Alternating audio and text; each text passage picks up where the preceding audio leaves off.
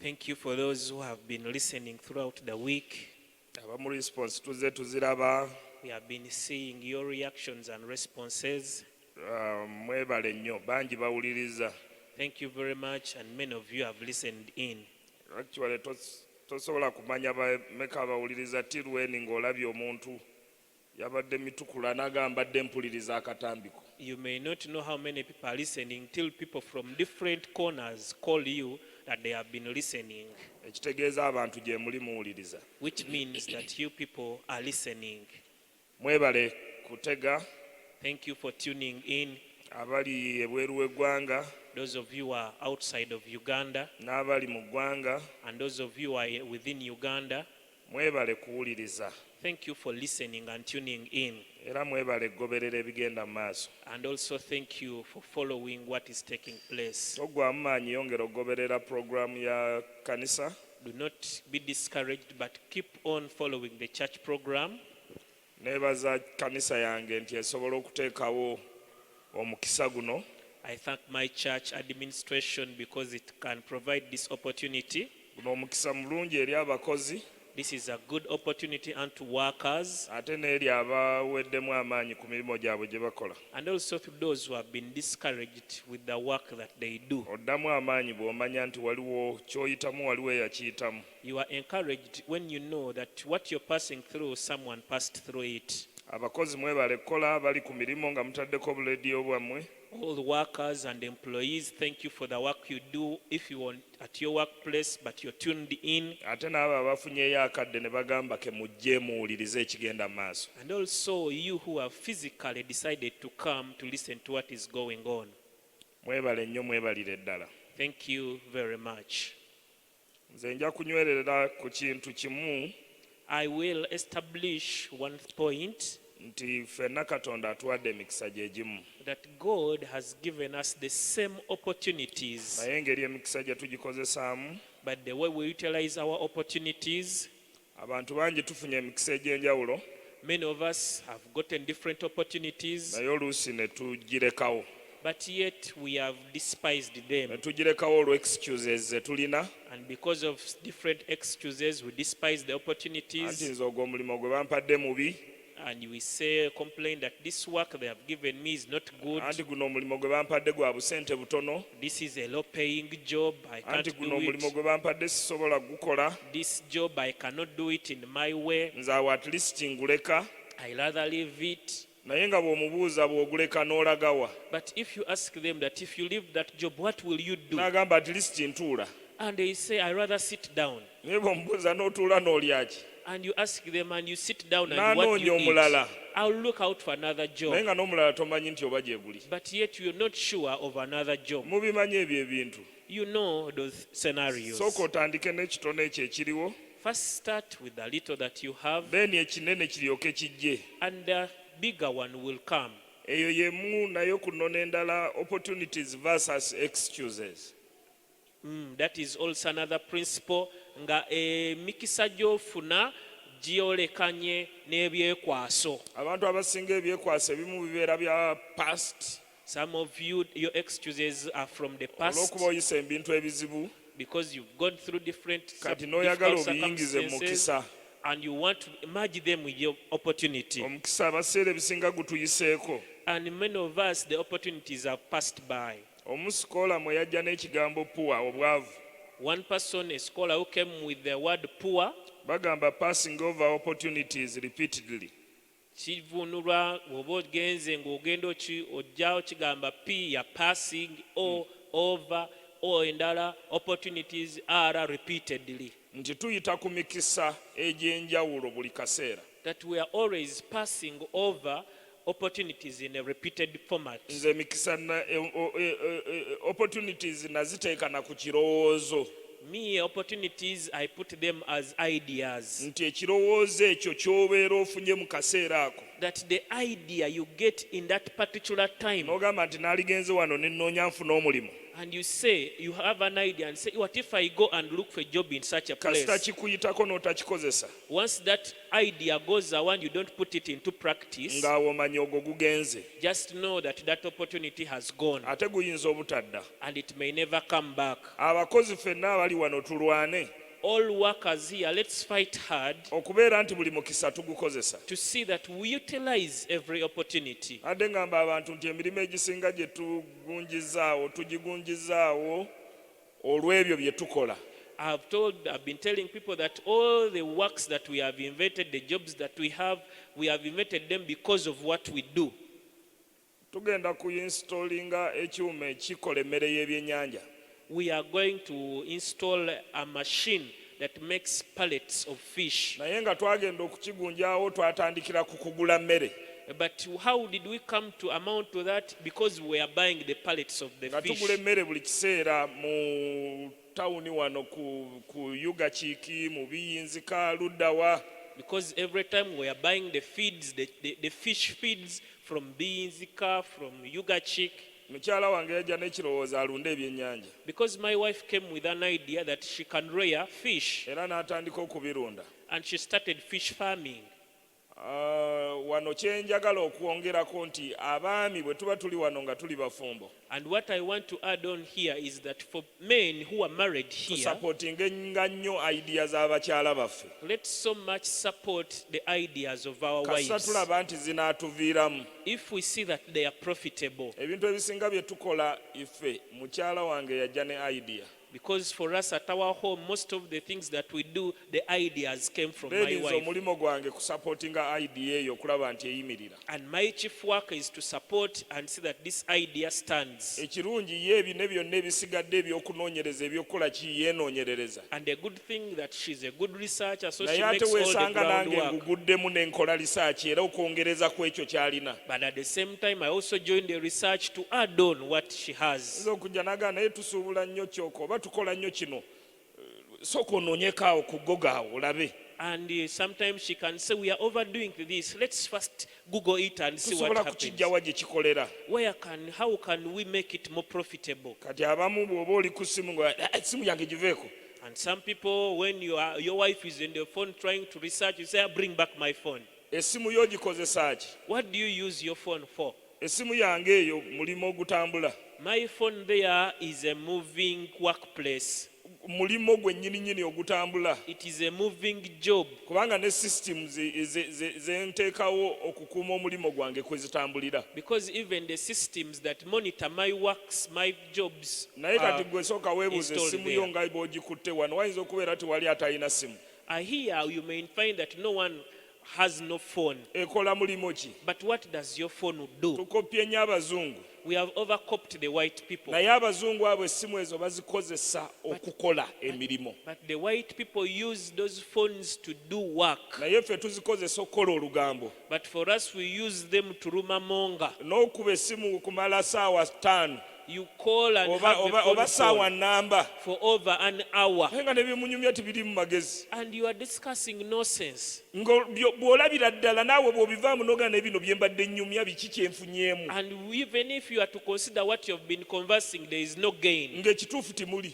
Yet it is no gain to you. Osobola okweyambisa essimu yeeyo okubeera nti ekukolera buli kimu. Can you use your phone? Can it aid you to do something? Nze ngenda okugamba ayinginiya nteerewo architect ankolera ekizimbe. By the time I tell an architecture to give me a plan for Mba namaze ddo ginoonyereza nga ne plan nze njimuwa ne mugaa nti wano tugikole bwe tuti twadiyasinge bwe tuti. I've already done my research and I'm the one to give counsel that let's do like this, do like this. Bw'okikola otya n'essimu yo? But for you, how do you use your phone? Essimu eyo gikozesa ki? And what purpose is your phone Essimu serving? eyo gy'olaba mukisa gwennyini oba mulimo ogutambula. Your phone is a blessing and it's a Bw'otambula moving nagwo mu nsawo. opportunity that you're moving with your Ntera in your okigamba pocket. abaana bange nga bambuuziza. And I usually tell them to my children when they ask Ne me mugamba ekyo ky'okutta amagezi gali omwo. that what you're holding, all wisdom is there. Ebintu byonna bye tulaba wano emirimu gyonna gwe just go and put it there.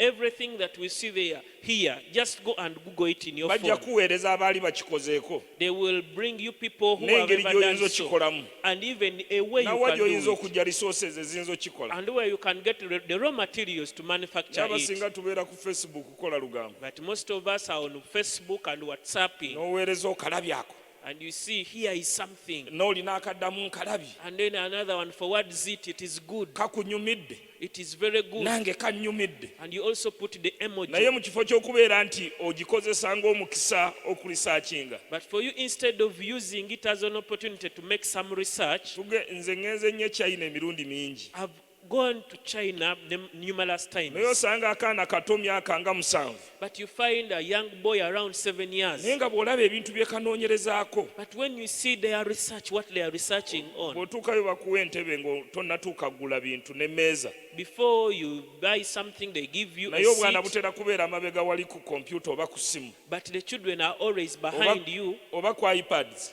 on phones, iPads, or naye computers. ng'okalaba kali mu research But you find them in research. ffe tukola ki But for us, what do we do? ffe ez'opportunity ze tuyina ng'amasimu tugakozesa ki The opportunity we have as a phone, how do you use it? ffe tugakozesa bintu birala For us, we use it in other things. ebiseera ebisinga ekirala nti bwe tubeera ku gundi tubeera n'okutya okutandika In most cases, when we get ideas, we fear to start. tandika mu kifo ky'okulemererwa okutandika n'otatandikira ddala Start and fail rather than failing to start. ebiseera ebisinga tutiira ddala okuyinvestinga In most cases, we fear to invest. ebiseera ebisinga tutya changes And in most cases, we fear to make any change. tutya okukola opinions ne competition We fear our opinions, new opinions, and we fear to gandya nti bwe compete. naateekaawo Now, what if I compete? bwe naateekaawo omudaala What if I put my stall there? ate nga n'eguli weeguli And also someone else has the same stall. ogwange tebajja kugugulako People will not buy from me. eyo fiya eyo etulimu That fear that is within mu us kukola ebintu in doing things ereflectinga ki kye tuli reflects what we are. ereflectinga actions zo It reflects your actions. gwe lwaki togenda n'olwana n'ogamba nti aa kati ono omulimu agukola atya Why don't you go and say that how does this one do it? n'ogenderera ku weaknesses ze And you also observe his weaknesses kati gwe ate n'ozimbira ku weaknesses ze n'oleeta strength zo and you build his weaknesses and you make them your strength. ne tutya okompitinga n'abantu abalala And yet we are over fearing to compete with other nze people. ekyo kyekintu ekimu ekyava mu mutima gwange That is one thing that I put out of my heart. nali nsomesa aba big dreamers emabegako eyo When I was teaching my class of big ne dreamers, bambuuza ku kibuuzo kya competition naye gwe ogikola otya they asked me about the competition. How do I manage it? ne mugamba nti sooka studying your opponent And I told them that study your opponent omanye first, obunafu bwe know their kati weaknesses, ate naawe weesome and also learn yourself, omanye obunafu bwo and also learn your omanye weaknesses, n'amaanyi go and learn your strength. kola ku bunafu bwo May I work upon your weaknesses, then ebyo by'olaba by'olinamu amaanyi and what you see that you are strong, n'oli by'alinamu amaanyi and what the other person is also strong, bigatte wamu combine them. bw'omala obigatta After combining them, bigenda kufuula w'amaanyi you are going to become better than the other abasinga one. tutya n'okutandika simply because tulaba nti wajja kubeerawo competition Many of us fear to start because we see that it will arise into competition. totyanga kutandika kintu kyonna Never fear to start anything. atandika Start. naye tandika ng'omaze okusoma obunafu obukirimu But start having known the weaknesses n'amaanyi there abagalimu and also the strength there. abasinga ffe ffennyini titwesoma Most of us do not learn about oli ourselves. ajja kwebuuza kati neesomeko ki Now how you will say how that, can I study about myself how will I study? let us be realistic about ourselves Bannange beera wa mazima gy'oli. beera wa mazima omanye nti kino nnyina obunafu mu kino Be realistic to say that I'm weak in this area. tosoma opponent wo yekka Do not study only your opponent, naye naawe weesome but study yourself too. omanye nti wano weewali obunafu bwange And learn that this is where my weakness ate beera is. redde okubukolako And be ready to work upon your weak points. abasinga bwe boogera ku bunafu bwaffe mu mirimu gye tukola Yet most of us, when people talk about our weaknesses, instead tunyiiga bunyiizi we just get annoyed. oyinza n'okuguvaako And you may leave that job. naye manya nti oyo obunafu bw'ayogeddeko But just know that the weakness they have pointed ali mu out, kukuzimba they are building you okubeera omuntu ow'amaanyi. that you become a better and stronger The person. moment you concede the weakness in you, Wokkiririza nti buno obunafu mbulina, ekyo kijja kuyamba okuzimba okukola obunafu bwo olabe ng'obwejjamu. it will help you to work upon those weaknesses and they turn into Naye strong abasinga points. n'omulimu tugivaako. But even sometimes for us, we quit the job. Because our bosses have mentioned about the weaknesses that we have. Mukama waffe ayogedde ku bunafu bwe tulina. Noganze lwaki babeera banjogerako ku mulimu gwe lwaki gwe? And you say, why am I the point of conversation at my workplace? How But special why are you you? nti gwe gwe baba boogerako? Why are they talking about you? Sookoddeyo ewaka weekoleko self evaluation. First go home and make a self-evaluation Ogambe naye mutuufu ono kyayogedde kituufu. and you ask yourself, is it true that what they Bwe have kibeera spoken kituufu about? gamba naasobola ntya okukyadijasitinga. Now, if it is true, look for ways of adjusting it. Ekyo bunafu. That is your weakness. Bunafu ku bakozi. Weaknesses in the employees. Temwagala kuboogerako You don't want people talk about ate you. ng'oluusi ne bye boogera bituufu. Yet what they are speaking, sometimes it's true. Mukama waakugambye buli kiseera obeera ku ssimu. Your employer tells you you are always on phone. Bakasitoma ne bajja ng'oli ku ssimu. And the customers find you when you're on phone. Wonna n'onyiiga olunaku lulamba nga toyagala namutunulako. For a whole day you are tough and you don't want to look at Naye your nga boss. kyayogedde is the reality. Yet they are talking about reality. Can we also, before we begin work, also study ourselves? Naffe abakola tusobola okwesomako ne twetegeera. Abasinga situemanyi. Most of us know not ourselves. Era ekyo kikubye nnyo emirimu, kikubye nnyo abakozi. And that has been a big weapon to Ne the kitulemerera workers. okuzimba kaliya yaffe. And it has hindered us Ne from building our kitulemeresa okulinnya careers. amadaala. And it has hindered us from progressing. Simply because we have failed to study. Lwakuba ogaanye okwesomako. Olina akugamba buli lwe nkutuma olwayo. Someone tells you that whenever I send you, you delay. Era ng'okimanyi olwayo. And you know it that you delay. Naye ate n'otuuka wenna n'ozimba n'ogira gamba nsonyiwa. You just have to apologize and work Kati upon it. kentandikira awo. Now let me improve.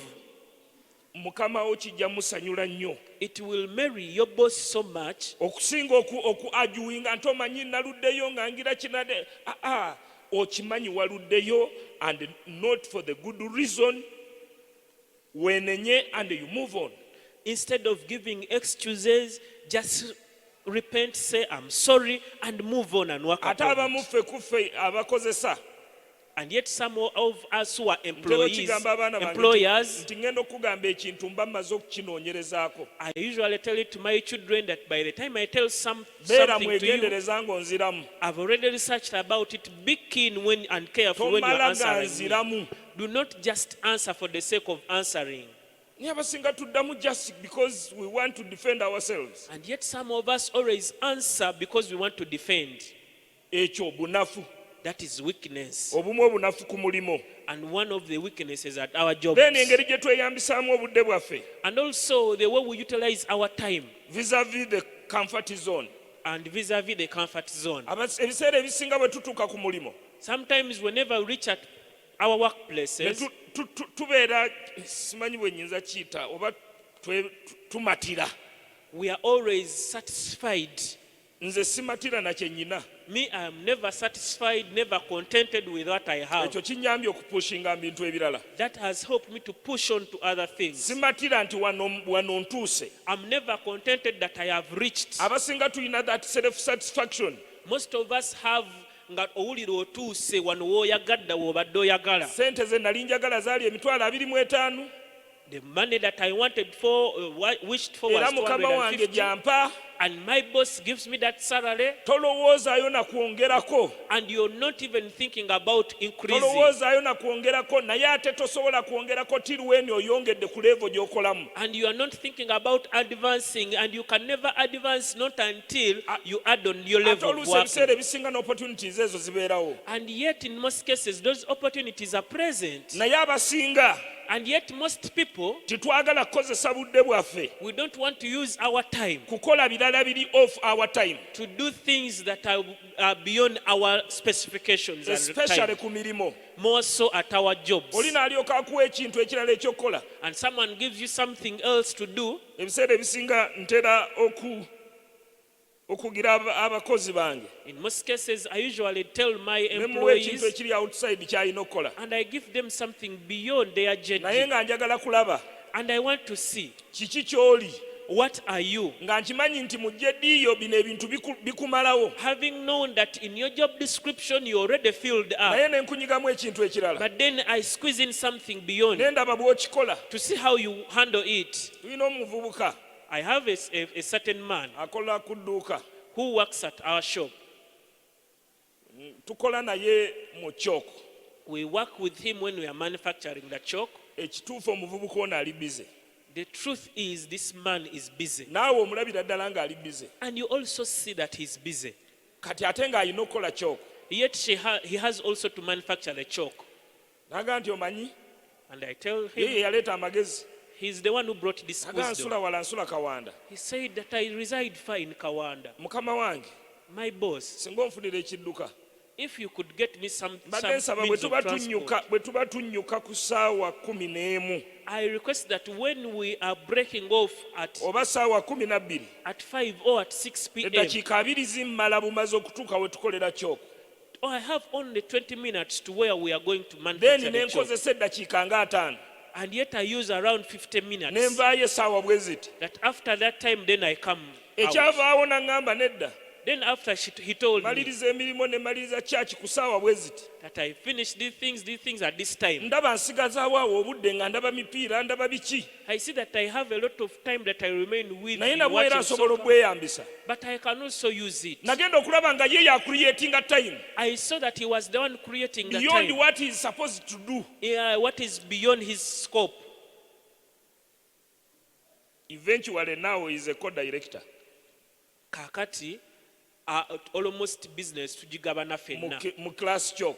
in our chalk business. Twatuukangayo When we reached there, ng'ogenda okutuukayo bye walirowoozezza nti yakubye katoni nga 20 what you would have thought that he has done this amount of ng'akubye chalk katoni nga 50. when he has exceeded beyond the expectation. Awo wennyini we tukubira kyoko, Where we make a manufacture chalk from, nyinawo apartment I have an apartment, naye eri emu ekiyererezi we tukubira kyoko. but in the free space where we make our chalk from, Omukuumi wange nga ŋŋamba omu ku bakuuma awo one of the people who guard that place told me, nga ŋŋamba nti omanyi he told me that, you know what, naye nange napiikinze interest I also picked interest nsobola okukuuma ate era nga bwe nkola ne wano, as I'm guarding, at the same time I can be kubanga manufacturing, ngadinga ekiro because I guard at night, naye n'emisana nsobola okukola wano but in the day I can also singa do baba some work. bannyongezezaako kasente. If they can add me some little salary. He is creating time. He's the one who yatekawo obudde. Nefe abamu twagala kulya na ku budde bw'ababosi, But some of us even want to consume the ate time of the ng'oluusi boss. ne bye tukola tibituukirira ku ebyo bye tulina okukola. And yet even we are not perfecting what we are supposed to do. Omulenzi ono amalako omwaka nga ssente ze ez'obukuumi tazikutteeko, This man now finishes a year without touching his salary. ng'ate z'akoledde ku kyoko n'okumupaakinga n'okukola ki z'aliddeko. And yet he's consuming the money that he's using in his other side Ekivaawo business. ekiro bw'aba akuuma, And what happens at night when he's guarding? kubanga buli abasula mu kikomero ekyo balina emmotoka, Because all people who reside in that apartment have cars. ate ekiro aba ayoza mmotoka. At night he's washing the cars. Nagenda okulabira ddala omwana ono nga mugezi muzibu. And I observed this man when he was very wise. Yaŋŋamba mulimu emmotoka 6, He told me that we have 6 cars buli here. mmotoka njoleza 15,000. Every car I wash it for On average 5,000. nabw'aba ayozezza emmotoka 4, Even if that man washes 4 cars a day, gye mitwalo 2. that is 20,000. Omwezi we gugwerako By the time the month goes down, ng'alina emitwalo 6. he has already 600,000. That's a little average. Akulaga nti yeekuriyetingirawo ekyokukola. He shows that he creates his own job. Gwe kweje obudde bwo bw'okola, do you create some more time mukama wo n'akulaba? Mu mirimu tukiyita relevance.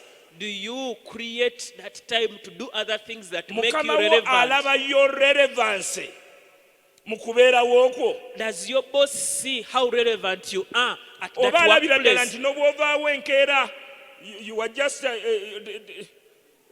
omulimu gisigala gitambula. Or you are a disposable that even if you go and you don't come, the company will move on. Make your boss very uncomfortable singa oba toliiwo. Fuula mukama wo okubeera nga awulira bubi nga toliiwo. Ng'asobola noga bannaye toliiwo. And they call you that, have you reached, where are you? Naye waliwo lw'oyinza okwosa ennaku 3 But there are sometimes you miss for 3 nga days tofunye na ku simu ya boss. and not even a phone call Manya nti asking oli where ku you are. mulyango ofuluma omulimu ogwo. Just to know that you are exiting that job. You are Kubanga near. obutabeerawo obwo bwenkanankana okubeerawo okwo kwenkana n'obutabeerawo. Because your absence is equivalent to your presence. Create time. Kutondayo obudde. Leka mukama we alabe nti obudde obucreatinga. Let your boss see that you create time and you are relevant. Obwesigwa Faithfulness also kyekimu nakyo ku byo. is one of the things that you need. Twetaaga obwesigwa. We need to be faithful. Nze njjukira mukama wange Me, I remember my boss, bwe nasooka okukolera the first one who employed me. ne ntuukayo When I reached there nga mulaga bye njagala okukola. and I showed him what I wanted to do. Nagenda tumaze okubala By the time I left, we had already calculated. nga bizinesi yali erinnye almost 3 times. By the time I left working for him, his business had gone 3 times where I found it. Tugenze okudiscussinga report. When I had gone to discuss the report of the business. Naye mu kudiscussinga report bwe ndaba ng'ali mu mood y'okusanyuka. But when I see that he's happy when we are discussing the report, Nange we namuteerawo proposal. that is when I also put in the proposal. Ne mugamba njagala kuzimba nno. That, boss, I also want to build. Nambuuza bulijjo tozimbanga. And he asked me, you have never built? Tonnazimba. You have never built? Mukama wange sinazimba. My boss, I've never built. Nambuuza And he asked me, n'oba ng'osobodde okukola bizinesi n'ogikulaakulanya n'etuuka emirundi 3 ku ssente ze nakuwa. when having done my business and you've multiplied it 3 times up the money you gave me, Ate nga I nange gave you, nzigyemu zino. and you have also withdrawn some money, but the business is Ye still ndowooza on. yali amanyi najja mudda. Maybe he thought that I was cheating on him, N'okuzimba n'enzimba. that I also built. Kubanga yali tambuuza nnyo kugamba nti oba amagoba okoze oti oba ogize bw'oti. Because he was not closely supervising me. Sijja kubuulira ssente naye zaali nnyingi nnyo. I won't tell you the amount of the capital, but it was much. We twatuukira By the time we were making the report, n'aŋŋamba oli mwesigwa. he told me, you are faithful. Gwe mukama wa kukomendingako ki? For you, what does your boss say Ndabye abaana about you? bangi be tukozesa. I've seen many people that we use, N'alyoka alaba ssente wali, when they see a lot of money there, especially ku dduuka. more so at our shop, Ndowooza n'alowooza nti ezo zonna magoba. and they sometimes maybe they think that that's all profit. Olunaku lumu ogenda okwesanga ng'azikuttemu. One time you find them when they are stealing some. Obwesigwa. Faithfulness. Oli mwesigwa otya ku mulimu gwa mukama wo. How faithful are you at that job? Omusajja ono yankema nnyo. This man tempted me so much. Waliwo lwe yantuma omufaliso ebweru. This my employer by then sent me to buy a mattress E Dubai. in Dubai. Yampa ssente za Uganda. He gave me money, Ugandan shillings, Nenzivungisaamu eza dola. and I exchanged it to dollars. Naye ate nga ne Dubai nyina ozivungisaamu eza diramu. But at the same time, I had to make exchange into dirhams. Bwe mmala ozivungisa After the exchange of that ne ngula money, omufaliso. I bought the mattress. Bwe nakomawo wano When I came back here, ssente zino nazikyusa. I again exchanged this Wali money, wafiseewo omutwalo gumu mu kenda. and the balance was 19,000. N'ambuuza And he asked me. naguweereza buweereza. I just sent it to him. Ne ssente ezo ne nziwa omuntu eyali azitutte. Oh, I sent the Era mattress tutte to him omufaliso. and also sent the money to him as the balance. Kati ye tiyazimuwa. But this man, the one I sent the money with, never Ngenda gave okulaba the money. essimu ngeze. So I saw this man was calling me, Ng'ambuuza alo and they all called me, hello. wakuliseeyo. You came back. Kozi omufaliso nakuwa ssente mmeka? How much money did I give you? Ne mugamba bwe ziti. I told him this amount. N'ozivungisa ku ssente mmeka? And at what rate was it? Ne mubuulira rate. And I told him. Naye watuuka e Dubai zaali zivungisibwa 3.66. And when you reached to buy, it was this Ne amount. zivungisibwa ssente mmeka? And how much did you get in Mugamba bwe dirhams? ziti. And I told him this. Omufaliso wagugula mmeka? How much did you purchase the mattress? Ne mubuulira ssente ze nagugulamu. And I told him this amount. N'aŋŋamba balance. And he asked me, where is the balance? Mga nnyina gwe naziwadde. And I told him that I gave it to someone. Eyaleese omufaliso gwe naziwadde. The one who brought the mattress has the balance. Ye olwedde bwe yadda owooli. For him, when he went back to the other man, Yagamba nali nnoonya mutege manye nti sente zino yazisigazizza ng'omufaliso yagumpadde. he wanted to see that he puts me in a trap to see if I remain with the balance after purchasing the Omufaliso mattress. gwali gwa sente nnyingi ko baguyita health mattress. It was a healthy mattress. It was a bit expensive. Naye nga akyalondobereza But he was still following up omutwalo gumu mu kenda. the 19,000 as the balance. Obwesigwa wonna w'oli oba waka oba ku mulimo. Faithfulness wherever you are, whether at home or at your Ntero workplace. kigamba abaana bange I usually tell it to my era children, bakitya nnyo and they fear it so much. okukuwa sente To give you some money nga ziriko balance when it has some balance ne on bwe it, kibeera 100 even if it is 100 shillings, n'otakizza and you don't bring it back, ogwo muzira ewaka. that is an abomination at our home. Kizze nkikuwe Bring it back that I naye may give it to you. ng'okikomezaawo. But when you brought it back, Obwesigwa awo we butandikira. that is where faithfulness begins from. Ne bwe mba nakuwadde zaggula ndagala Even if I gave you to buy banana leaves, njagala ojje oŋŋambe nti waafiseewo zino. I want you to come and tell me that I had this balance. Obwo bwe bwesigwa. That is faithfulness. Balansi bw'aba asigaddewo If the balance remains, na bw'abeera ng'abakuwadde ku mulimo even if it is at your workplace, obeera oyina ky'ozimba eri mukamaawo. there is something you are building with your boss. Ne wanaabeerawo ekintu ekinene If there is something big that comes mukamaawo ajja by, kulwana your boss will fight so much okubeera nti gw'okiyingiramu to see that you are the one to head it, kubanga oli mwesigwa because you are faithful mu kintu ekitono. in a small things. Obwo obuntu obutonotono bw'olaba Those small things that ne you bwe see, babeera mu maka even if you are in your home, omwami bw'akuwa sente z'endagala when the husband gives you nga the yakuwadde money nusu for 10 and they gave you 1,000 n'ozigula shillings, nusu 8 and you buy the banana leaves at komyawo 800, omugambe nti hani bring back and say, waafiseewo zino. my dear, this is the balance. Ekyo kyokka kiyina gye kikkakkanyaamu omutima gw'omusajja ono. Only that will come down the husband's heart. Mwe muziyita z'akameeza For you call it the mbu daily kwe income, mutereka ezinadda ewaka. that you store something that Kati will ate help you. bw'onaaba odda ewaka tajja kuwa nnyingi ezisinga n'ekwezo. If you are faithful, when you're going back to your home, they will give you more Kubanga than amanyi oli that. mwesigwa even on the small thing. Because he knows that you are faithful even on the smallest Abasinga things. tubbye ekiweewaayo Most of us have stolen the offering, oba tubbye tayifu or we have stolen the tithe, kubanga tituli beesigwa kutandikira ddala ewaka. because we are not faithful starting from our homes. Abaana balabye nga tukola ebintu eby'enjawulo Children have seen us do different things, ne bakula nga si beesigwa. and they have grown up when they are not Ne faithful. ku baana bennyininyini ne tutabeera beesigwa. And even to our children, we are not faithful. Omwana n'akukwasa sente ze A child gives you their money, otandika omubuulira ebintu ebirala and you start telling them some other things, nga wazikozesezaamu ebirala. and you've used the money into something Olwedde omwana else. obwesigwa aba amaze obukugyamu Yet now your child naye is no longer tabugye trusts you. buzimu ggwe But he is not just naye yennyini obwesigwa mu ye oba obuse. but you have also killed the faithfulness Gw'oba in tomanyi him, kiki ky'otrayininga and you don't know what you're training. tubeere beesigwa ku mulimo. Let's be faithful at our workplace, Obwesigwa nga butandikira ne ku budde bwennyini. and faithfulness beginning at your arrival time. Leka kubba obudde bw'olina okukozesa. Do not steal the time you're supposed to use. Mukama we alowooza okola When your boss thinks you're working, kumba oli ku birala. yet you're doing some other Omulimu gwe things. mulina okukolera ennaku 5 The work that's supposed to take 5 n'ogukolera days, ennaku 2. it takes 20 days. Abooluganda, Brethren, teri muntu kintu kikolanga bwesigwa mu mulimo. there is nothing that works like Ate faithfulness in tewali your era workplace. kikuuma bugagga bwo And nga there is bwesigwa. nothing that keeps your wealth like faithfulness. Obwesigwa. Faithfulness. Nina mutabani wange ajja ebintu ku sitoowa. I have my boy, my son, who gets things from the store. Nkolaganye naye kati emyaka nga 15.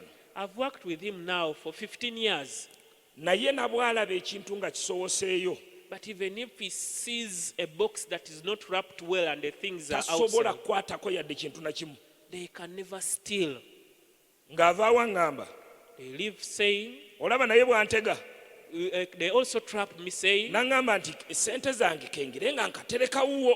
And he tell me that my salary, let it be staying at your place. bwe yaweze miliyoni ndowooza nga 6 When he amounted to around 6 million, n'ankubira he called me. n'agamba eyo gye nsula He told me that where I'm sleeping, nafunye akataka there is a plot of land that I saw. jangu okalaba okanamulizeeko gw'omanya eby'ettaka Come and see it, bargain for me, and because you know these things. naye yali ategedde kituufu But he had known nti ettaka lino balitunda miliyoni 9 that the price of this land was 9 million. naye ng'alabira ddala olw'obulungi bw'ettaka obwo bwali limu But because of how good this plot sisobola was, kuvaayo nga tetuliguze he knew that I could not leave when we had not bought that ne land. mugamba ne sente nzigire ddala nazo nti ejangu ddira ddala nazo oluusi bayinza okukkiriza And I asked him, can I bring your money too? He told me, yes, you bring the money, they may bwe accept. tutuukayo When we reached there, ne ndaba ng'alyagadde I saw that he had loved naye this land. ekyasooka okunjigira mu mutima But one thing that came in my heart, omuvubuka ono abadde mwesigwa that this man has been faithful. nga balitugambye likoma 9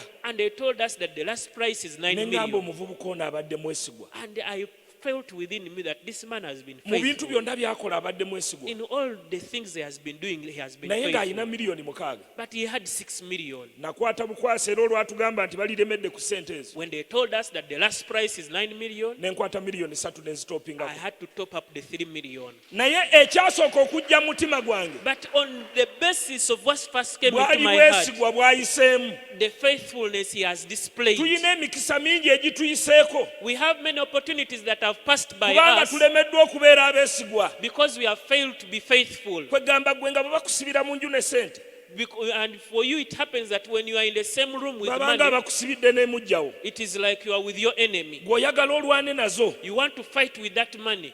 obwesigwa Faithfulness. obwesigwa tibubeera mu sente zokka Faithfulness is not only in money terms, bubeera mu bintu bingi it is also in other areas. ffe ng'abakozesa tubulabira mu bintu bingi For us as employers, we observe it in many areas. gw'oli mwesigwa kwenkanawa How faithful are you? nga tuzze ku bulamu obw'omwoyo If we go to the spiritual life, oli mwesigwa kwenkanawa how faithful are you? nga tuzze ku bulamu obw'omubiri If we go to the physical life, oli mwesigwa kwenkanawa how faithful are you?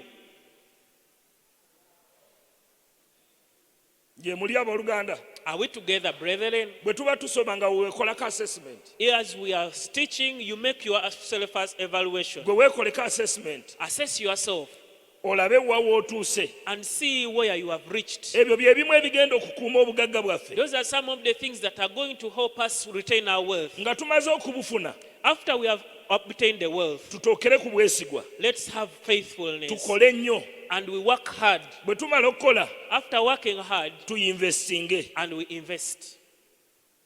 bwe tuyinvestinga When we invest, tumonitalinga our we expenditures monitor our expenditures. ngeri ki gye tuspendingamu How do we spend? ngeri ki In which ways do we spend? ebyo bye bimu ku bikuuma obugagga Those are some of the things that keep our wealth. create systems Tondawo enkola. create fear nti omuntu tasobola nakwata ku kintu kyo Create fear that no one can even touch your kubanga thing. omukozi atya Because the employee fears. amanyi nti budde bwonna And they know that any time ogenda kumubuuza you're going to ask them, alemererwe okuyitaba obulungi and they will not have any answer. nyina mukama wange omu I have one boss of mine. yagamba nti mukama wo kakubuuza He told me that when your employer ebintu asks byennyini you by'obadde okola the same things that you've been doing, and then you begin to say and you say pardon, oyitaba ki nga gwe obadde obikola why are you pardoning him yet you are the one who has been ndi doing those mukubuuza things? sente zino zagenze zitya I'm asking you, how did this money go? gw'otandika kuyitaba And you say pardon, nga gwe wazispendinze yet you are the one who spent it. omanya nti oliko ekizibu Just know that you have a problem. obwesigwa Faithfulness. kintu kikulu nnyo It is very key mu kukuuma in keeping obugagga and retaining wealth, n'okukuuma emikwano and also retaining friends egyo gye tukolagana nagyo that we work with. mikwano tubeere beesigwa Let's be faithful friends. sikijja kugasa nnyo It will not profit you so much kukola bukozi for you to just work naye nga tokoze bwesigwa and you're not faithful. beera mwesigwa Be faithful. newaka beera mwesigwa Even at home, be faithful. buli kimu beera mwesigwa In all things, be faithful. olwo lwojja okusobola okulabirira That is how you will be able to look after. lwojja okusobola okulabirira amaka go That's how you will be able to look after your home. lwojja okusobola okulabirira obugagga bwo. And that's how you will be able to retain your wealth. Abooluganda Mukama yeebazibwe. Praise the Lord, brethren. Tubeere beesigwa. Let's be faithful. Ngenda kumaliriza mu ddakiika ntono nnyo. In a few minutes, I'll be winding up. Tugenda kufunayo akadde ak'okusaba. And we shall get some time to pray. Ne bwe tuba tulina abe twagala okuteekako emikono. Even though you want us to lay hands on you, Tugenda bateekako. we are going to lay hands on you. Tugenda kusaba. We are going to join hands in Tugenda prayer. kufunayo akadde akawanvu ak'okusabako. We are going to get enough time in prayer. Ekirala kye tuba tukola. Another thing that we ought to do, Tulwane nnyo. let's fight so Mu hard bulamu bwaffe obw'omwoyo n'obw'omubiri. in our spiritual and physical life Okubeera nti tusobola okulabirira amaka gaffe. that we are able to look after our families, Okulabirira abaana baffe. to look after our children, Okulabirira abantu be tubeera nabo. to look after the people we stay with. Ne bwe twanaazimba nnyo obulamu obw'omwoyo. Even if we build so much the spiritual Naye nga life tetusobola kulabirira bantu baffe be tuli nabo. and we are not able to look after the people we Nga are with, twefudde abantu abatasobola kulabirira abantu be tuli nabo. and we make ourselves as if we are unable Tujja to look after them, kuendinga apo nga tulinga abatali ba believer. we shall end up as if we are not believers. Tusomere mu 1 Timothy 5:8. Timotheo ekisooka 5:8.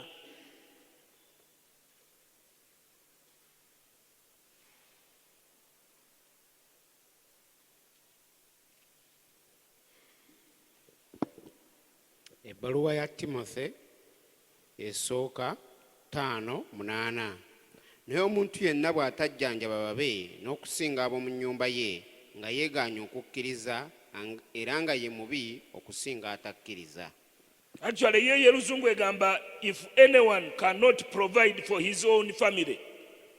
Nti omuntu aba tasobola kulabirira na kugabirira nnyumba ye, Mubi nnyo n'okusinga akkiriza. is even worse than the unbeliever.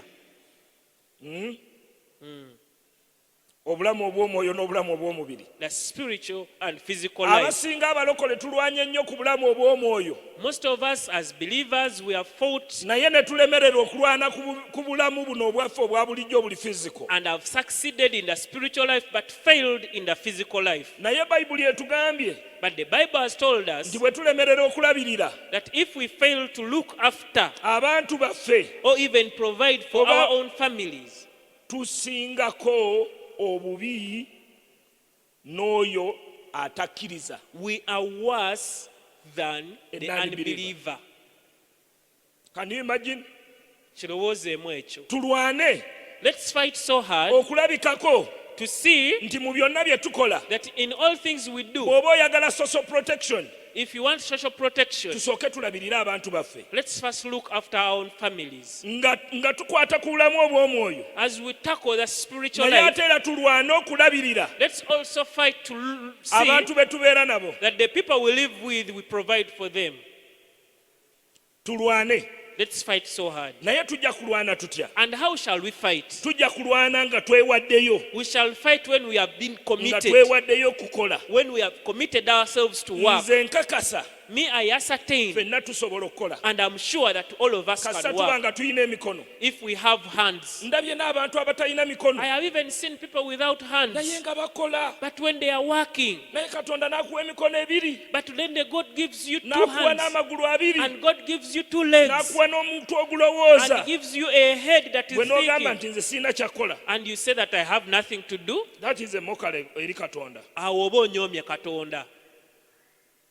Ebintu ebyo byonna yabituwa God gave us all these things tusobole okubikozesa. that we may use them Okufuna such that we can acquire obugagga. wealth. Yatuwa amagezi, He gave us wisdom, yatuwa amaanyi, He gave us power, yatuwa buli kimu kasita oba ng'okiyina n'obulamu. He gave us life as long as you have everything. Bwe mba nga nkugambye nti nze ku myaka ena nali ndabirira abantu bataano. If I've told you that at 4 years old I was looking after 5 people, Sorry, ku myaka 12.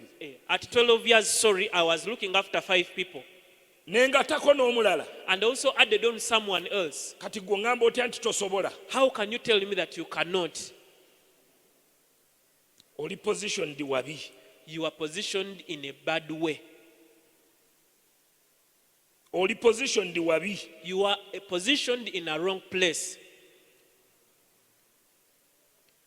Abasinga tulemererwa Most of us fail kubanga bwe tufuna ekigwa ekisooka because when we get a first challenge, ne tubeera nga kye tulowoozaako buli kaseera, we keep on thinking that challenge all the time. ne tubeera nga buli kiseera kye tulowoozaako. And all the time we are thinking about it. Nze ekigambo kigwo Me, what we call falling oba failed or failure, nakifunza mu bintu bino I wrote it down to these things. nekyabbreviatinga And I abbreviated it. nti first attempt in learning. Omukisa ogusooka okuyiga kwe kugwa. First attempt in learning. F first, A attempt, I in, L learning. Kyekigambo fail. Buli wembanga nnyina ekintu ekinnemeredde Every time I fail to do something, kinjigiriza ngeri ki gye ŋŋenda ate okumuvingamu to the next level. it shows me and teaches me how I am going to do Naye it the abasinga next bwe time. tulemererwa But most of us, when we fail, tuggwaamu amaanyi we are discouraged ne tulemererwa n'okukola ebyo ebitutunuulidde maaso and also fail again to do the things that we are kubanga supposed ekye to do. nasookerako kyagwa, Because the first attempt I failed. kubanga kye nasookerako kyalemererwa. Because I failed in my first attempt. Mbazaamu amaanyi. I encourage you today. Tetugamba nti naffe tetulina oluusi bitulemeredde, We are not saying that we don't fail, naye tuddayo but we go back ne bibeera essomo on the drawing board and it becomes ne a lesson. tubiyigirako And we learn from them. ne tubiyigirako. Tewali woogenda kukola There is no way that you're going to do all work nga tewali bizibu. when there are no challenges. Abasinga tuyise mu nsozi, Most of us have gone through mountains. abasinga tuyise mu mayinja, Most of us have gone through rough naye stones. engeri gye tutunuuliramu ebintu But the way we perceive things yetunuulira emirimu ki gye tugenda okukola. is what determines what we shall do. Gw'oyinza okutunuulira ejjinja, For you will look at a stone gwe ng'oliraba ng'ekiri awo, and you look at it as a naye ate stumbling omulala block. n'atunuulira ejjinja And another person looks at it ye ng'alirabamu okukola olutindo olunaamusomosa. and he sees it as a way, as a bridge, as a stepping Gw'oyinza stone. okulaba ekizibu For you will see a problem n'olowooza nti awo wenkomye, and you think that this is my dead end. naye nga kino ekizibu kigenda kusomesa kiki ekiddako. Yet this problem is to teach you what is next. Nze obuzibu bwe nagwamu nga ndi muto Me, the challenges I got when I was young bwansomesa kiki ekyokukola. taught me what to do. Twagala tukyalire nnyo past, We always want to visit the past, naye ate tetubeera mu past. but let's not live in the past. Ako tukategedde.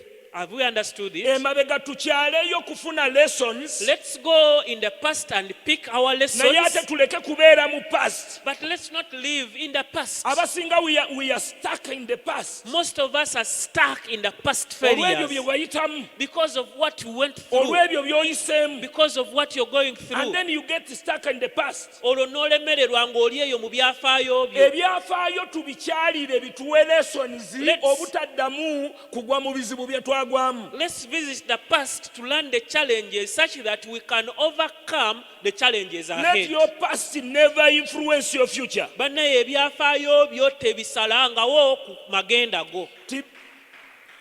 Ekyo tikisalangawo magenda go. Let it not influence your future.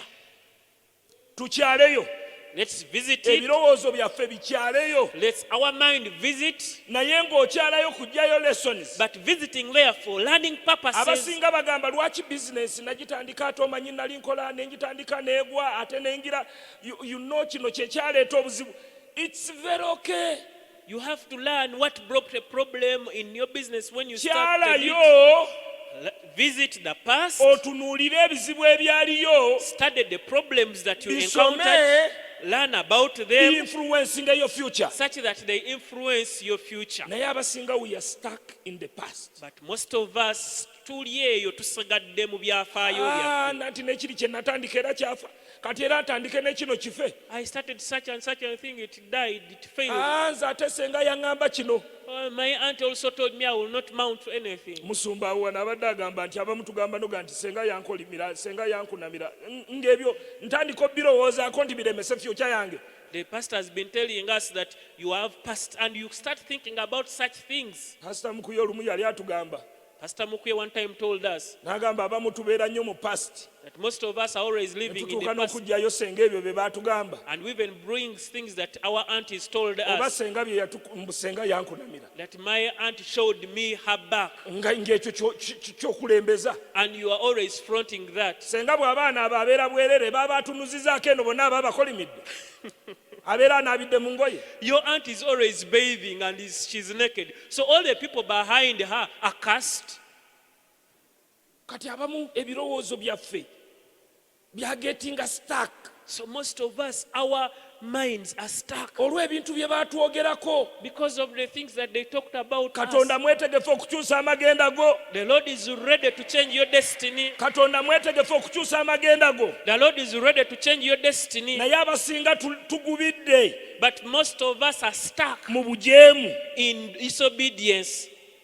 Tugumidde mu bujeemu. We are stuck in disobedience. Mu Deuteronomy batulaze emikisa gyonna Katonda gy'alina otuwa. In Deuteronomy, we have seen all the blessings that are before us. Singa situli mu bujeemu.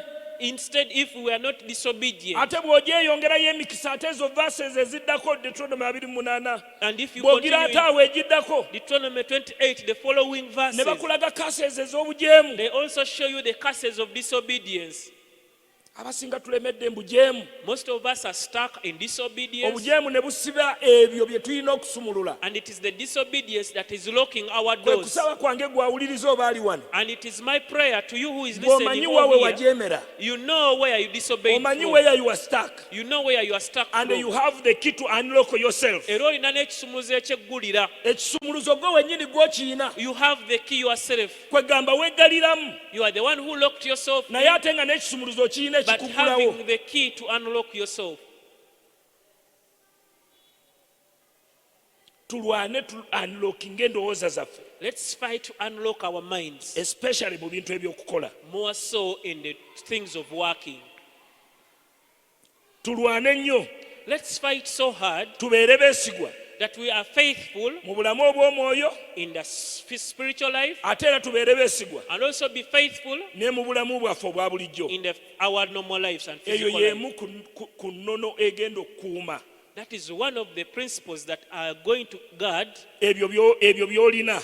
what you have. N'ekirala And something ku else, kimu ekigenda okukuuma one of the things that is going to ebyo preserve by'olina what you have, okuspendinga sparingly. okubeera nga weegendereza engeri gy'osaasaanyaamu. Spendinga ku ekyo kyokka Only spend that you cannot do without. ku ekyo ky'otasobola kubeerawo nga tokirina. Wangi nti singa kino mba sikispendinzeeko. That if I don't spend on this item, Bw'oba owulira ng'oyagala okwaccumulatinga capital emala, if you want to accumulate enough capital, eyo y'emu ku nnono. that is one of the principles, Nti kino bwe kitabeerawo, that if I don't have this thing, I can't go forward. ekyo kyokka ky'oba ospendingako. That is the only thing that is worth your expenditure. Eno ebeere ennono. Let it be your principle. Bw'onaatuuka eyo n'ozifuna, That when you reach in front, in future, spendi you nga have, bw'oyagala. then you will spend like Naye you nga bwe want. nabagambye But as I told you, nti buli lw'obeera ojaajaamya, that whenever you're spending sente zino carelessly, ziringa muntu. this money is like a person. Ababaddewo eggulo nabagambye People who were here yesterday, I told nti you sente zino zirina ebintu ebyo. that this money has two things. Ekimu zinyiiga, One thing, they get angry ekyokubiri kufa. and they just die. Tizirwala. They don't get sick.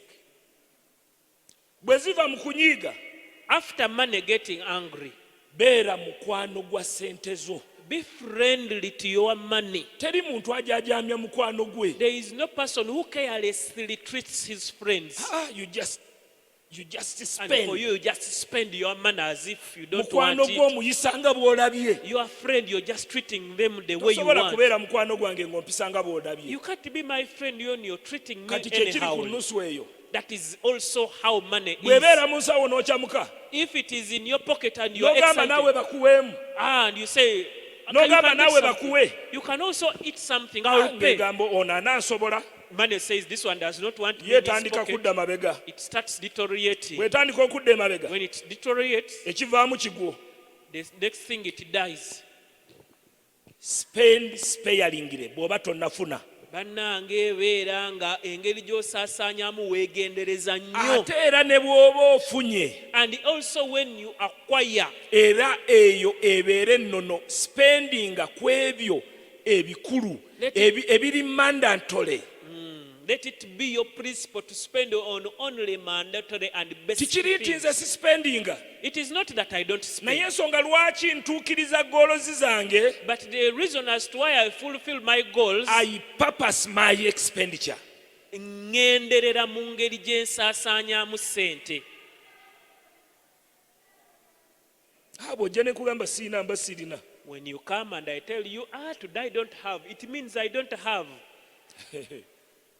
Waliwo senga omu There is one auntie of mine, yaŋŋamba, she told me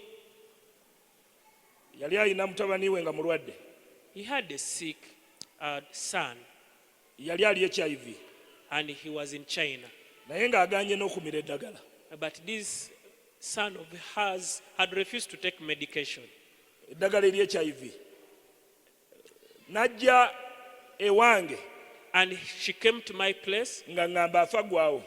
that this man was dying. Ne mubuuza naye yakoma ddi okumira eddagala. Kubanga nali mumanyi. And I asked her, when did he last take medication? N'agamba yakoma wano ne wano. And they told me that he ended in such a period. Ne mugaa ki ekyamugaana okumira eddagala. And I asked, why did he refuse to take But the he medicine? just stubbornly refused to take medicine. Yagaana bugaanyi okumira Naye eddagala. senga ng'ali mu kuŋŋamba, And the auntie was telling me mbwa nti bamugobye mu ddwaliro lino that he has been chased from this erya hospital, gavumenti. the government hospital. Bangambye tumutwale ekitovu. They have told me to take him to Chitovu. Ne mugamba ekitovu I asked him, in Chitovu, olinawo mmeka? how much do you have? Mbadde mmanyi ogenda kunnyambako. I thought that you were going to help Actually me. n'emmotoka mbadde ndowooza tugenda kutwala yiyo. And I even thought that we were going to use your car. Ne mugamba nkubuulire, And I told her, do you know what? nabw'aba akutukira wano Even if this man is dying from sigenda here, zikuwa. I'm not going to give you this Nti money. yagaana okumira eddagala. Because he refused to take Nga naawe medication, okimanyi carelessly. and you even know it that he Okimanyi refused, nti carelessly refused to take medicine. and you know that he stubbornly refused to take the medication, Nga nange nteekamu esente zange. and I also continue to spend my money on him. He eventually died. Yamala n'afa. Yafa ennaku nga ttaano. After 5 days he died. Senga nanyiigira nnyo. And the aunt so much got Ne annoyed. mulumbe yali munyiivu muzimu. Even in the funeral she was so N'atwala angry. emyaka ng'ebiri nga tambuuza. For over 2 years this aunt of mine was not greeting me. Ne ŋŋamba it's okay. And I said it's okay. Leeta Afterwards, yakitegeera luvannyuma. she understood it. Ye yennyini ne yeereeta.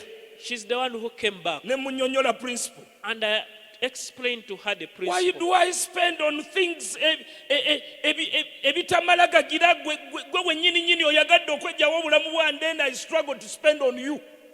Gw'oyagala kwetta nze nnwana okukubeezaawo I ng'oli begin mulamu, to waste my money on you. mbeere nga nnyonona ssente zange ku ggwe. Kati gwe tiweeyagala gwe wennyini toyagala bulamu bwo. So for you, you don't love yourself, you Nze don't love mbwagala your life. okusinga Then I love it more than you, nga spendinga ssente zange. and I spend my money on you. Abasinga bwe tukola. That's what most of us do. Olujja ng'owulira bubi nnyo ng'onakuwala nnyo ng'ogwira kira. Eventually you spend. Afterwards, you feel pity, you feel sorrow, then you spend. Ogenda okulya nga ne capital w'omuspendinzeeko. To an extent that even you spend your capital. Always spend purposely. Beera ng'osaasaanya na kigendererwa. Saasaanya n'ekigendererwa. Spend purposefully. Nkwegayiridde bwegayirizi. I beseech you. Akasente ako k'ofunye The little money that you've got, kasaasaanye n'ekigendererwa. spend it purposefully. Ate era nga bw'olwana okulaba nti kayikubisaamu. At the same time, when you're fighting to see that it increases. There is no need for you to keep money. Nabagambye wano abaaliwo oba ku lwokusatu oba ku lwokubiri. Tewaliwo nsonga lwaki otereka ssente. I told you people who were here, Nze sibeera na ssente ziri awo za cash. I don't usually have petty cash. Nzijja eno bwe nziteeka eno. My money is always crossing from one business to another, from one business to Bwe another. nzijja eno bwe nziteeka eno. And I keep crossing it from one business to Kikyo another. kinkipingisa awo ssente. Why is it that I'm keeping petty cash there? Gwe ssente zo zikozesa ki? For you, what do you use your money with? era ozikozesa otya. and how do you spend it? Sente ezo bwe tuzikozesa obubi If we badly use this money, mu kino ky'oba okwata, in all things learn this. fuula sente mukwano gwo Make money your friend to the extent nti toyagala mukwano gwo onaakuveeko. to an extent that you don't want this friend of yours who is money to leave you. Ekyo kijja kukuyamba okukuuma sente zo. That will help you to keep your money.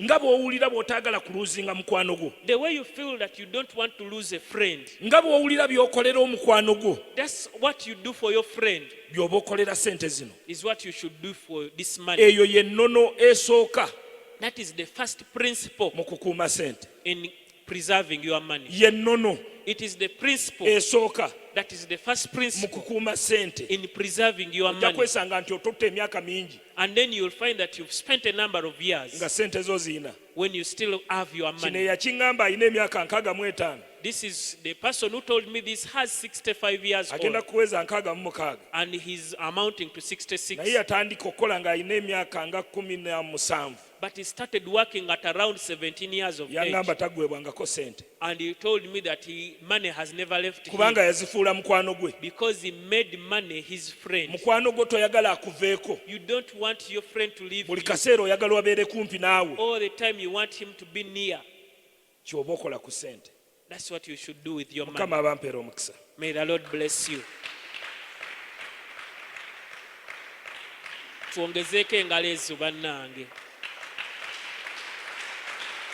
Zongezeeko. Mukama yeebazibwe. Tukweyanziza nnyo mukulu Lwondo olw'obuterekerayo. Abamu omubuuza n'ayitaawo takubuulira wa we yakola ki, we yatandikira bizinesi, takubuulira ngeri ki gye yayitamu, takubuulira wa we yayita, agamba bugambi mukole nnyo. Naye mwami Lwondo atubuulidde engeri y'okukola ennyo, ate n'atubuulira n'engeri yava atya ku zero n'atuuka waali. Osobola otutracinga obulamu bwe yava wano n'adda wano n'adda wali. Weebale nnyo obuterekererayo, weebale nnyo weebalire ddala olw'amagezi ago.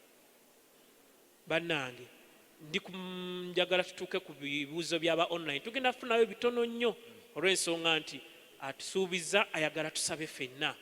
Manyi waliwo ku mmwe abaagala akusabeko naawe akukwateko ko waakiri. Kikola nakyo tomanya. Mukama yeebazibwe, tomanya waliwo ekikutuka. Era tugenda tutwalayo obudde nga tusaba, so ngenda kufunayo ebibuuzo bitono nnyo ebyabali ku online, abali ku YouTube, tubeere nga tubiddamu ate tweyongereyo. Mwami Lwondo jo ndowooza n'olwaleero mwami Mutaawo yabaddeko ng'alaba. Ndowooza ennaku zonna kuba nabadde mpitamu nendaba komenti ze ng'akomenti nga wali ajulira omwami ono byayogera. So obujulizi bwe ate buliko obujulizi obulala. Ekyo kyansanyusiza nnyo nti waliyo abakyafaaminga nti omuntu oyo kituufu, kino kituufu, ne gwe yayogeddeko yennyini ng'ate naye kwali ku mukutu. So tweyanziza nnyo, tweyanzeego olw'amazima ago g'otuwadde. Kisa kya Mukama agamba question, lwaki abayebusi balowooza nti David tasobola kuyingira? Ndowooza tufune ebibuuzo ebiri ku ekyo, tujja kiddamu wali mu Ask Your Pastor. Twagala ebibuuzo ebiri ku mulamwa gwe tusomyeko. Yesu yeebazibwe kyaki. Nze mbuuza nti omuntu atannabatizibwa oyo tasobola kujjulamu? Ekyo nakyo tugenda kiddamu wali ku Ask Your Pastor ku ssaawa 9. I was okay. N'ekyo tujja kiddamu wali ku ssaawa 9. N'ekyo tujja kiddamu.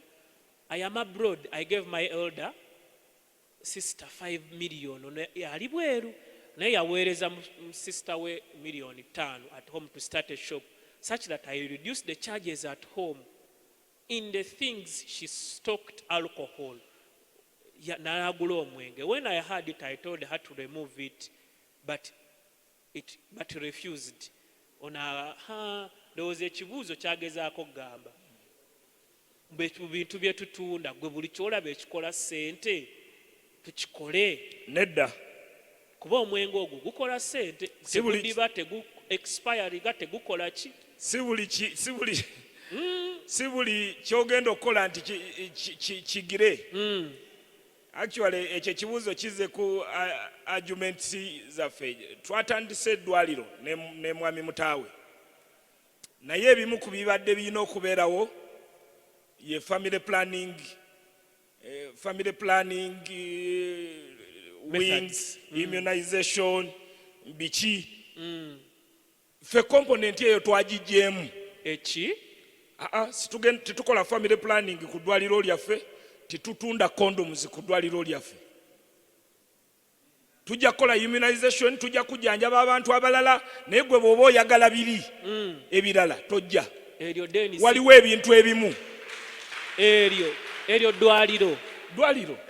Nze ku lwange sijja liyita ddwaliro, eryo ggonero. Eyo tebagenda kulwalira, bagenda wonerayo. Eyo gye bagenda okukola. Olina okubeera n'ennono. Togenda kutunda buli kimu. Nkimanyi bulungi nnyo omwenge gulimu ssente.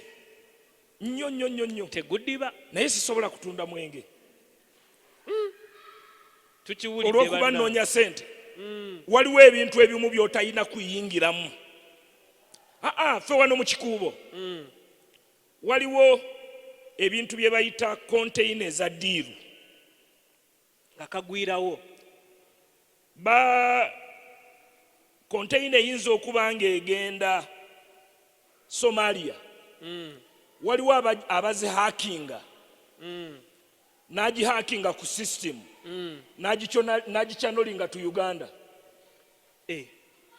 Nebanga ebadde egenda Somalia nejja Uganda. Nejja wano. Bamala ogihakinga bwe zituuka wano bazitunda n'ebbeeyi ntono. N'ebintu ebirimu. Naye n'obwogireeta nga ya 10 sigitunda. Totunda magendo. Ate era ne bwe kubeera ku dduuka lyange, gwe genda ku dduuka lyange nja kubuulira. Waliwo calculator, tubale calculator ya FX 991. Zino abaana ze bakozesa scientific calculator. Erimu ebika bina. Era mbikubuulira. Ne nkugamba kino kya ssente bwe ziti, kino kya ssente bwe ziti. Esooka actually ndowooza eri ku mitwalo nga 7 n'ekitundu. Eddako eri ku mitwalo 2 n'ekitundu. Ekolanga. Eddako ya mitwalo 2. Ate ekolanga. Waliwo n'eya 8 n'ey'omutwalo. Ekolanga. Ekyo ku dduuka nkikubuulira ne ngamba eno eri bweti. Eno teyina function eno. Eno teyina function eno. Siso ate ey'emitwalo 2 n'ekitundu.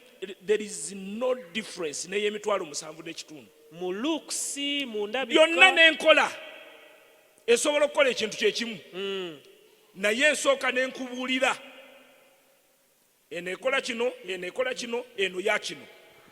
Bannange ekyo kijja gye tuli abatunda ebicupuli. Saagala kugatta ey'ekibi mu byange. N'otunda spare part ey'Echina n'ey'original ssente ze zimu. Sikuganye kutunda duplicate mutunde. Naye munnyonnyole. Naye munnyonnyole agenda okigula akigule ng'ategedde nti kino kyenguze. Oleke mugamba nti eno original ngenda giguza 7. Bannange tunda byonna bitunde naye nnyonnyola nti kino kyekikolanga. Ne kino kyekikolanga. Akitwale ng'akitegedde nti tutekikolanga. Bwe kikolayo weeks 2 ne kifa tagenda kudda kikuba. Ate risiiti n'ebbeeyi ez'enjawulo. Era bbeeyi zirabika zonna za njawulo. Kye ŋŋamba oli aguze n'agamba nteeraako bbeeyi bweti. Era ekyo situkikola. Temufiirwa bakasitoma. Kubanze waliwo abajja ne bagamba mpa risiiti nga njereere nja kwewandiikirako. Waze nkuguzizza. Gwe gende walala gy'oba onoonya risiiti gy'oba obiteeka. Bannange muwulira bw'ate n'essaati yeeyo yennyini nnyini. Bannange weebale nnyo ekyo ekibuuzo akibuuzizza. Tusembeyo n'ono. Advice you give to a wife with a husband who does not care about working, saving or buying property, yet you have kids and he is engaged in smoking, drinking alcohol and prostitutes. Mkwano gwange Florence. Za Lwango. Omusajja tayagala kukola naye ayagala okunywa, afuwa kasegereeti, agula ne kuba malaaya. Kyoliko mukwano gwange kiyitirivu. Naye advice gye nkuwa bw'aba gwe asobola okukkiriza n'okola genda okole ate era omusabire mpaka ng'akyusizza ku byonna by'ayogeddeko bye bikyasinga okutwala sente. Smoking, drinking, byonna and by'ayogeddeko prostitutes. bye bikyasinga okutwala sente. Ate nga tebizza. Era mbeegayiridde gwe bw'oba oli wano ng'oyagala okukuuma sente zo sooka weesaleko ebitwala sente. Sooka weesaleko ebitwala sente. Abakyala batwala sente, okunywa omwenge kutwala sente, ebiduula ebyo bitwala sente, ebyo sooka obyesaleko. Surprisingly osanga omulokole ng'azanya betting nga ye sente ze mwaziteeka. Akapapula. Nyina bye nalinda byolinaga naye nza ndi mulokole naye akapapula kaganye. Akapapula. Ng'olowooza nti waliyo sente ez'obwerere. Tewali sente ya bwerere, buli sente oba olina gikolerera. N'ekyuma ekyo. Ekyuma. Akapapula n'ekyuma. Naye ng'oli mulokole.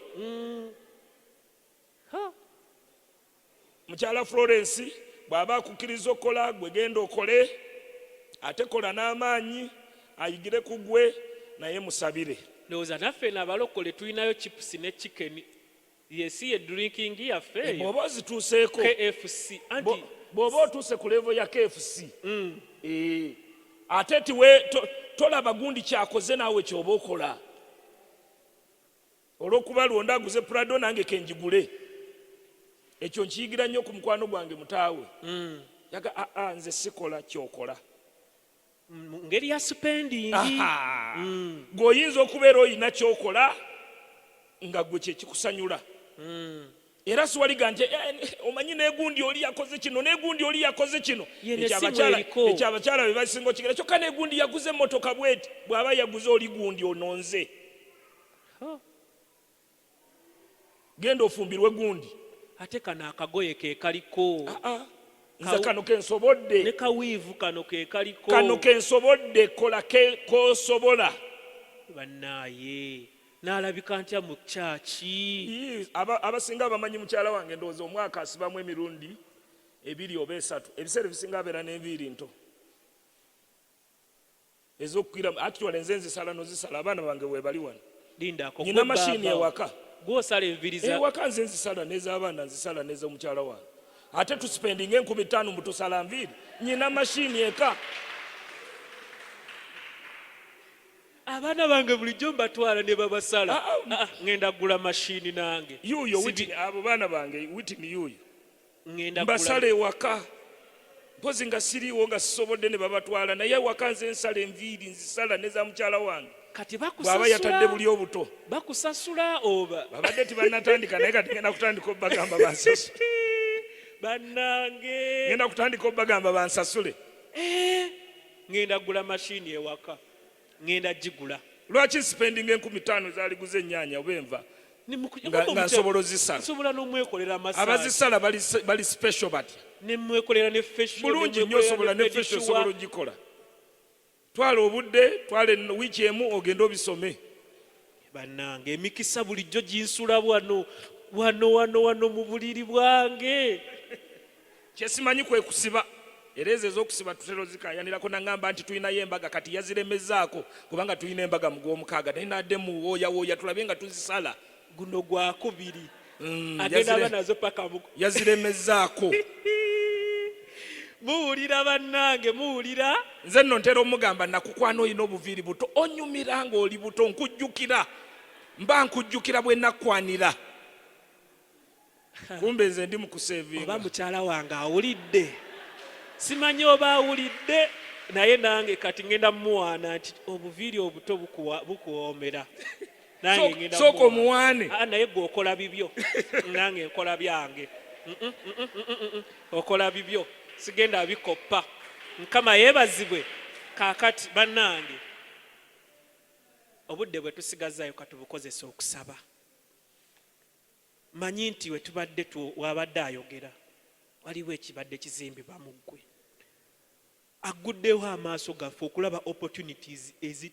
Mbadde sikyebuuzanga abaana bano buli we mbatwala okusala enviiri ze zisobola zisala. Ate omwana tajja kuŋŋamba nti onsaze bubi. Osobola n'ozisala bulungi. Ate nja zisala bulungi njige. Nsale ne banneyiba.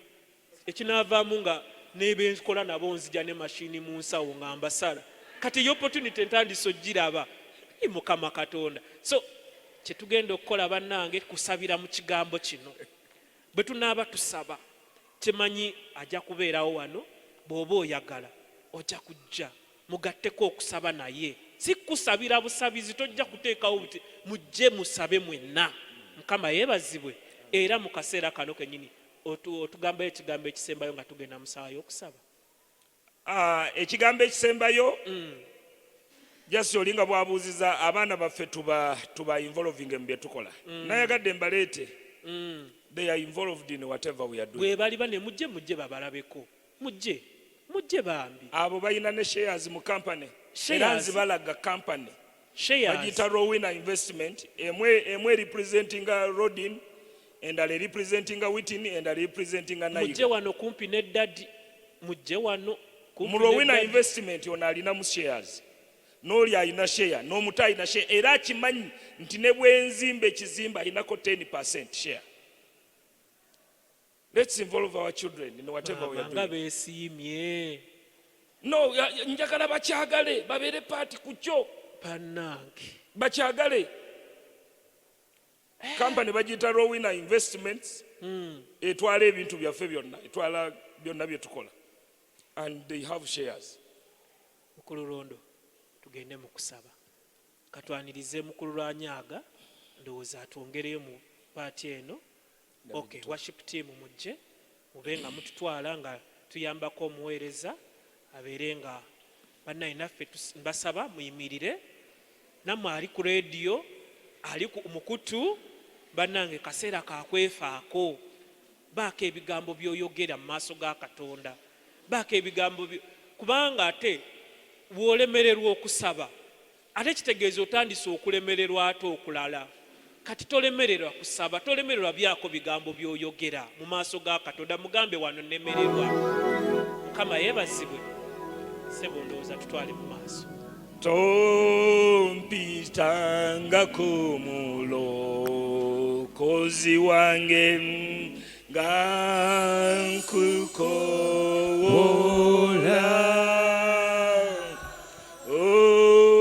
nga bukyalira balala n'obasanyusa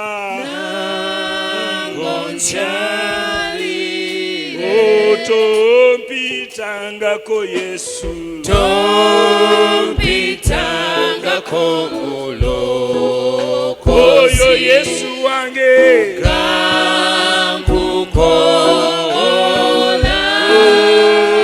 tata wange bukyalira balala obasanyusa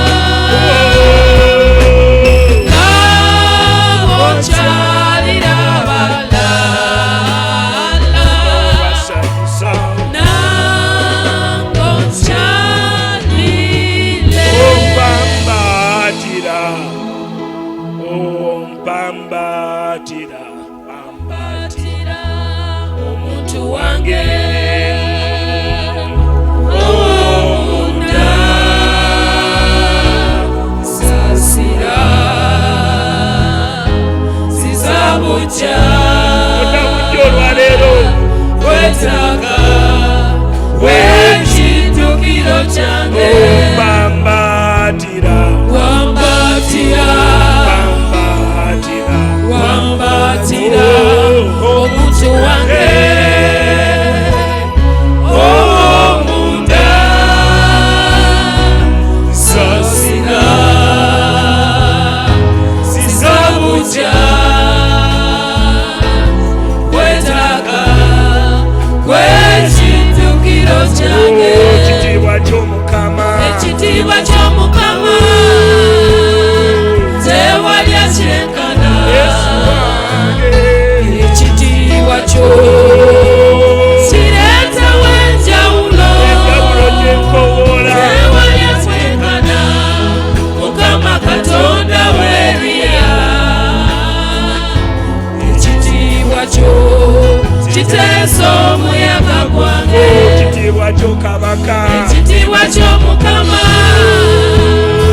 tewalya kyenkana yesu wange ekitiibwa kyo kireetawo enjawulo enjawulo munze tewalya kwenkana mukama katonda w'eriya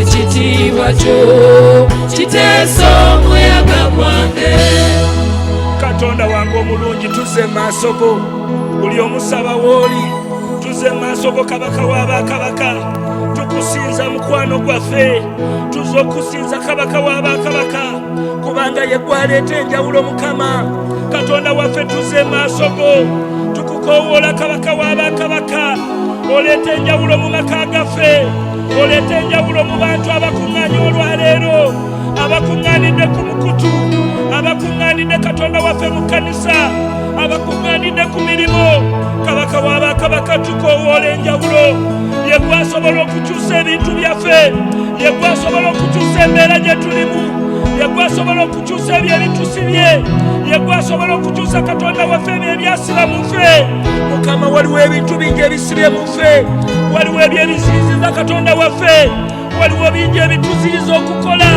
waliwo bingi ebituziyiza okubeera ekyo kye tulina okubeera kabaka w'abakabaka kwe kusaba kwange mukama jangu olwaleero beerako n'ebyo by'okyusa mu ffe beerako by'okyusa katonda waffe ku bantu abakuŋŋaanye katonda waffe olwaleero beerako ne by'okyusa mu bo bateekemu ebirowoozo ebijja kabaka w'abakabaka bateekemu ebirowoozo ebipya ebirowoozo ebigenda okukola bizinensi ebirowoozo ebigenda okukola ebintu ebinene ebirowoozo ebigenda okukola ebintu ebisingako kabaka w'abakabaka tukwebaza weebala olw'ebyo by'otuwadde mukama naye oyogedde mu kigambo kyo nti ndibawo okusinziira ku bugagga bwange mukama tuze wano tumaze wiiki nga tusoma ku ngeri ki gye tuyinza okukolamu obugagga ngeri ki gye tuyinza okukolamu ebyo ebinaatuyamba amaka gaffe ebinaasobola okutubeezaawo maka gaffe ebinaatusobozesa katonda waffe okubeera obulungi mukama kwe kusaba kwange ogwo omukisa gwe watusuubiza mu Deuteronome 28 omukisa gwe watusuubiza mukama katonda waffe nguteeka ku bantu bano mukama weebale nti ombadde omukisa naye katonda wange omukisa ogwo gwonna gwombadde mukama gwekubanga kwe nkwagalako katonda waffe ogutunulire mu bantu bano abantu abakuŋŋaanya olwaleero leka wabeereko oyo abeerako nekyawiikinga leka wabeereko oyo abeereko nekyapiikinga mukama katonda wange kwe kusaba kwange mukama kwe kusaba kwange gwe nannyini byonna mu linnya ery'omwana wa yesu katonda waffe tewali kikulema abasinga tusibidde olw'ebikolimo abasinga tusibidde olw'ebyo bye twayitamu tumanyi nti twayita bulamu obw'enjawulo naye katonda waffe tunuulira obulamu bwe twayitamu oyogedde mu kigambo kyo nti olina pulaani ennungi eri obulamu bwaffe mukama tukakasa nti olina pulaani ennungi era oli mwetegefu okutuukiriza pulaani eyo ennungi abantu abakuŋŋaanya olwaleero olina pulaani eyo ennungi mukama gy'oteeseteesa okutuukiriza kabaka w'abakabaka mukama tumanyi nti oli mwetegefu ogituukiriza katonda waffe kwe kusaba kwange mukwano gwange kwe kusaba kwange katonda wange kwe kusaba kwange katonda waffe ow'ekisa weebale mukama tumanyi nti okola weebale mukama weebale kabaka w'abakabaka mu linnya ery'omwana we yesu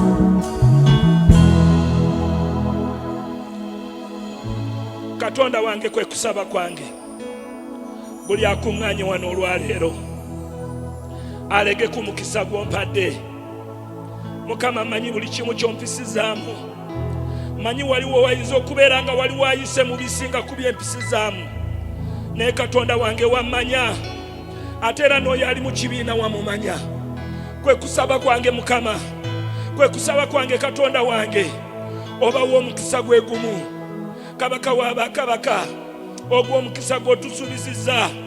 Katonda waffe omukisa gw'otusuubizizza nga tufuluma, omukisa gw'otusuubizizza nga tuyingira, omukisa gw'osuubizizza amawanika gaffe, omukisa gw'osuubizizza abaana baffe, omukisa gw'osuubizizza emirimu gy'emikono gyaffe. Katonda waffe guwa abantu abakuŋŋaanya olwaleero, leka gubatomere. Manyi omukisa ogwo gukutomera, leka omukisa ogwo gubatomere Mukama.